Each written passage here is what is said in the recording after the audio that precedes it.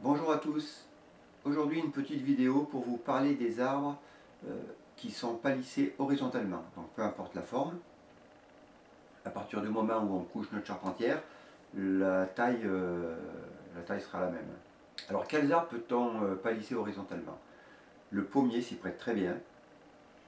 Le poirier un petit peu moins, il va rechercher un petit peu plus les formes verticales, mais vous pourrez le réaliser également à l'horizontale, ça fonctionne bien.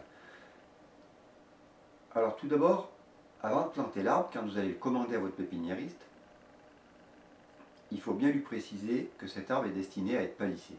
Pour quelle raison? Parce que le pépiniériste va choisir un porte-greffe de faible vitalité, ou de vitalité moyenne. Si vous plantez un arbre avec un porte-greffe qui est destiné à faire un arbre de plein vent avec une couronne de 8 mètres, comprenez bien qu'on va avoir beaucoup de problèmes à le palisser et à contenir la végétation. Donc vous plantez l'arbre au mois de novembre et vous le laissez tout l'été tranquille, de façon à ce qu'il développe un système racinaire qui soit un petit peu mieux ancré dans le sol, et pour le jour où on va le coucher. Vers la mi-septembre, voire fin septembre, on pourra coucher notre arbre. Ou vous pouvez également lui laisser passer l'hiver et le coucher mi-mars, début avril. Ce qu'il ne faut pas faire, c'est le coucher pendant la période d'arrêt de sève, parce que l'arbre va être cassant. Par exemple, moi je les ai couchés mi-septembre là, c'était très sec, donc 2 jours avant, j'ai quand même pris la précaution de les arroser pour qu'il y ait un petit peu plus de sève, qu'ils soient un petit peu plus souples. Alors on va regarder un petit peu sur le papier comment l'arbre va végéter une fois couché. On va voir que c'est pas tout à fait pareil que si l'arbre était de plein vent, goubelé ou voilà, une forme plus verticale. Et surtout voir les erreurs à ne pas faire. Donc, tout d'abord, comment coucher notre arbre? Donc notre arbre, alors on a notre scion qui est comme ça, voilà, avec des petites ramifications. Alors la hauteur minimum, c'est 40 cm. Pourquoi? Déjà pour avoir un rayon de cintrage suffisant, et puis deuxièmement, quand il va avoir des fruits, que les fruits ne touchent pas par terre, qu'ils ne soient pas trop près déjà de l'humidité et puis des nuisibles. Alors ne pas couder les arbres comme ça à l'équerre. Ils vont casser, il y a de grandes chances déjà qu'ils cassent, et puis vous allez avoir une mauvaise circulation de sel. Donc essayez de donner à votre arbre un rayon de courbure, voilà, de façon à ce que on ait une circulation de sève qui soit douce, et puis surtout pour pas qu'il casse. Ensuite, une fois que l'arbre est couché, il faut, pour la conduite de ce type d'arbre palissé horizontalement, il faut absolument équilibrer notre arbre. Si on veut des fruits, il faut que l'arbre soit équilibré. Alors qu'est-ce que ça veut dire équilibré? Je vous redessine un arbre qui est palissé comme ça horizontalement. On va avoir des rameaux sur cet arbre.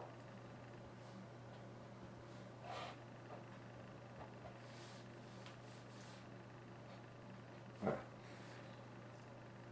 On constate ici, donc, pour bien équilibrer notre arbre, en fait ce qu'on veut c'est des rameaux de force à peu près égale sur toute la longueur de la charpentière.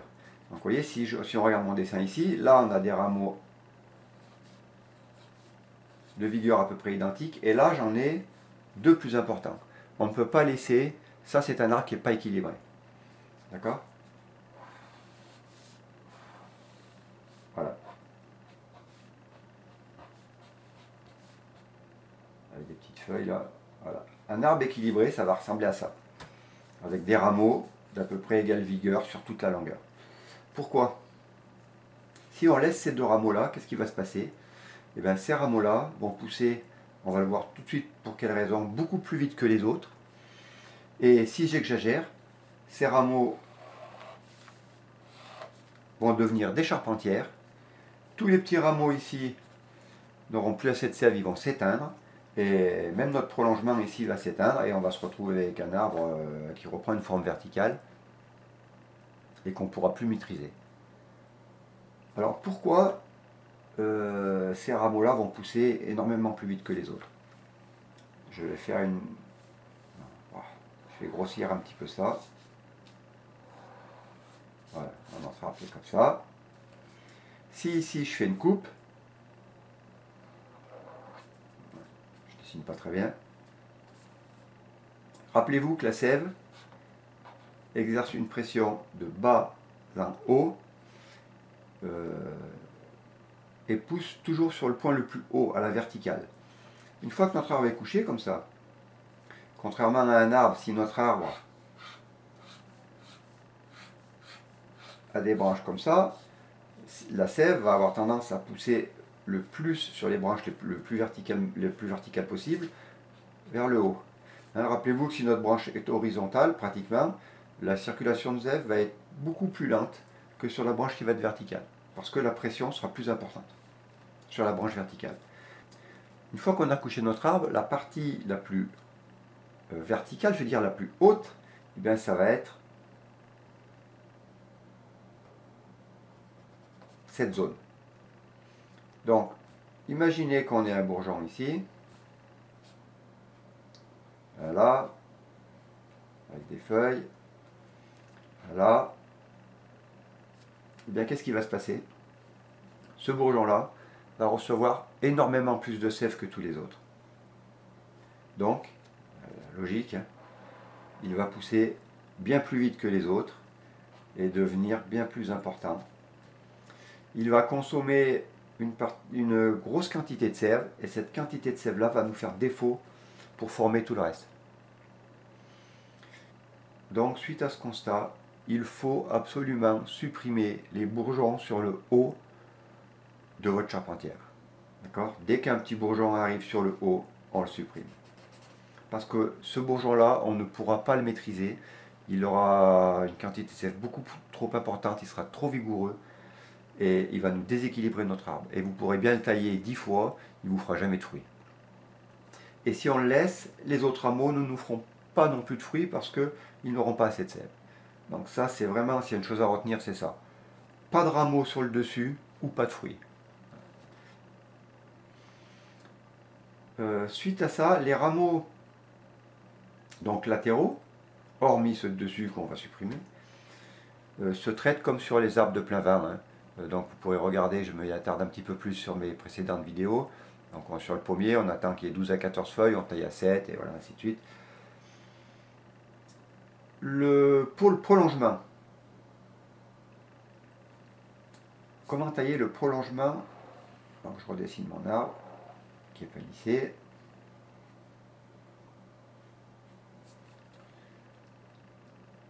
Le prolongement sur une branche qui est horizontale, rappelez-vous, j'en parle sur mes précédentes vidéos, n'aurait pratiquement pas besoin d'être taillé parce que le fait que la branche soit horizontale, la circulation de sève est tout de suite ralentie et arrive avec beaucoup moins de pression. Mais les derniers bourgeons étant souvent mal formés, on va quand même rabattre un petit peu le prolongement, alors de 5, 10, 15 cm s'il faut, de façon à tailler sur un bourgeon qui soit bien développé et qui soit bien placé. Bien placé, ça veut dire ou sur le devant ou sur le derrière. Ne pas choisir un bourgeon pour notre prolongement dessus, parce qu'on va avoir le même problème que... il va recevoir toute la sève et il va être très puissant. Et ne pas le choisir dessous parce que souvent, pour se redresser, les bourgeons, ça vous fait des branches un peu toutes tordues.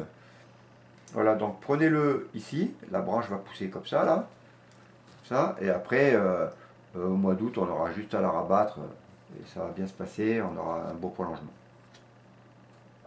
Vous avez vu, c'est pas très compliqué, mais il faut quand même faire attention, un, à ne pas coucher l'arbre tout de suite après sa plantation, et deux, à ne pas conserver de rameaux sur le dessus de notre charpentière. Voilà, si on fait attention à ces deux points, on aura un arbre bien équilibré et une belle fructification. On va aller voir sur place.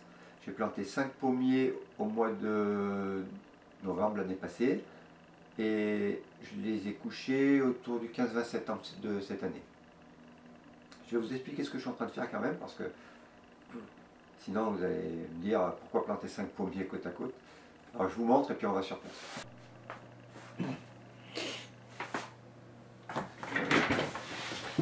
Donc ce que je suis pardon.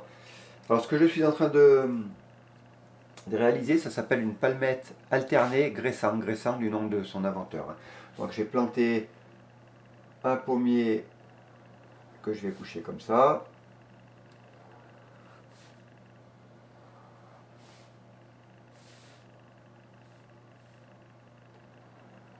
Voilà, donc j'ai fait ça. Là, ils vont se rejoindre. Là. Au niveau des jointures ici, je vais faire une petite greffe pour mutualiser la sève.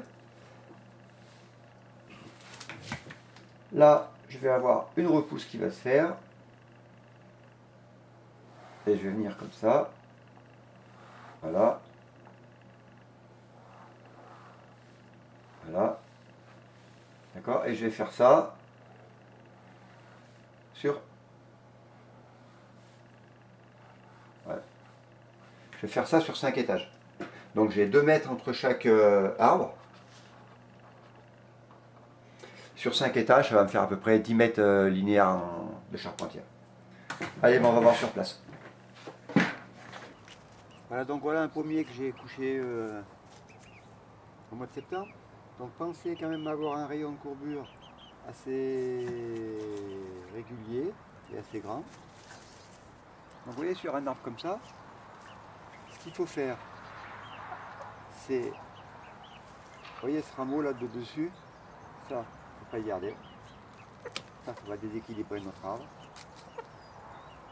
Après cet hiver, je vais venir tailler un petit peu sur les rameaux là. Vous voyez, là j'ai rien dessus, celui-là il est sur le côté, celui-là il est sur le côté, sur le côté, sur le côté. C'est parfait. Simplement, ici, 2, 3, 4, 5, 6, 7, 7.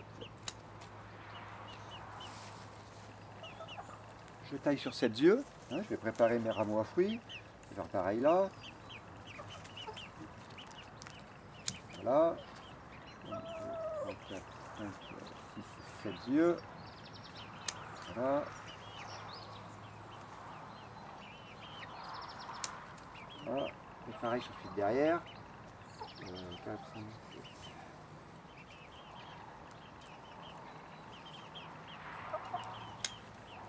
Voilà. Donc, vous voyez ici là le prolongement qui part sur le côté. Donc vous voyez comme il est tout de suite bien droit là. Et vous voyez j'ai taillé là en bout sur un œil qui était orienté sur l'arrière. Donc je vais avoir un prolongement, d'ailleurs il est déjà là. Vous voyez qui part tout de suite dans l'axe. Hein, que si vous partez avec un prolongement de dessus, hein, il sera maîtrisable. Et un prolongement de dessous, il va vous faire une grosse courbure comme ça, il va être un peu tortueux, ça ne serait pas très esthétique on va dire. Donc voilà ce que je voulais vous montrer sur la taille du prolongement. Voilà, donc là on a un deuxième pommier. Hein. Donc, une chose dont je vous ai pas parlé, quand vous plantez votre arbre, s'il est un petit peu grand, vous pouvez le rabattre un petit peu au niveau de votre prolongement principal. Pourquoi? Pour éviter ça. Vous voyez là, de là à là, j'ai pas de bourgeons. Si j'avais taillé un petit peu plus court, ici, j'aurais eu des bourgeons. Bon, je vais tailler un peu plus court, je vais les avoir pour l'année prochaine. Mais vous pouvez faire, si votre sillon est un petit peu grand, vous pouvez faire ça. Donc là, sur cet arbre, il est couché. Je vais simplement vérifier de ne pas avoir de bourgeons. Vous voyez, là j'ai un bourgeon qui va me donner des fruits. Vous voyez, c'est un bourgeon à fruits ça. Mais je ne vais pas le laisser parce qu'il va partir en bois et il sera incontrôlable. Donc vous voyez, celui-là, hop, voilà, je l'enlève.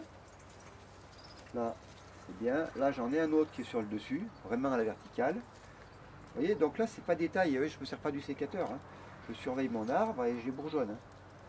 Voilà, après tout le reste je conserve hein, parce que c'est dessus, c'est pas dessus, pardon, c'est sur le côté. C'est sur le côté et dessous, donc c'est parfait. Hein.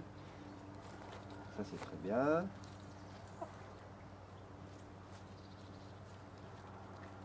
Bon ben voilà, c'est parfait. Et cet hiver quand même, à la taille d'hiver, je rabattrai un petit peu là pour essayer de garnir cette zone. Voilà, même une jolie pomme. Voilà, ben écoutez, j'espère que cette vidéo vous aura été utile. Et n'hésitez pas si vous avez des commentaires. Merci et bonne journée.